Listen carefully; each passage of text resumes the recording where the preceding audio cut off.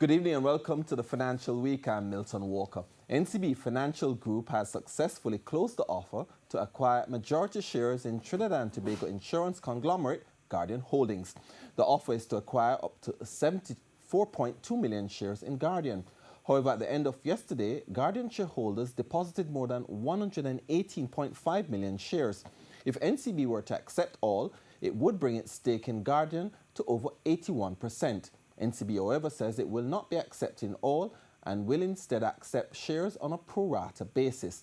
NCB first launched a takeover bid for Guardian at the end of 2017, but had to postpone the transaction to settle over a pricing dispute with minority shareholders.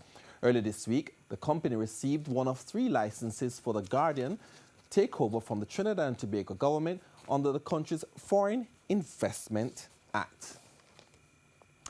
Currency trading ended today with the US dollar selling for $135.98. The Canadian dollar is selling for $101.21.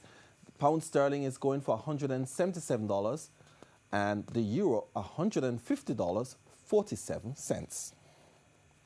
Oil futures edged higher today. US-based West Texas Intermediate crude for June delivery added 13 cents to settle at $61.94 a barrel. The expiration of U.S. waivers on Iranian oil sanctions ended yesterday, and the persistent political turmoil in Venezuela have both led to the possibility of tighter global supplies. U.S. production, however, continues to stand at record levels. Stocks ended mostly higher today, pulling the JC index more than 2,562 points up, while the junior market index gained 41. Stocks posting gains included Caribbean Flavors and Fragrances, Mayberry Investments, Rated Jamaica, Caribbean Producers, and Jamaican Teas.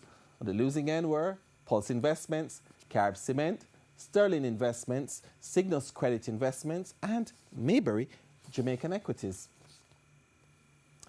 That's the Financial Week. I'm Milton Walker. Good evening.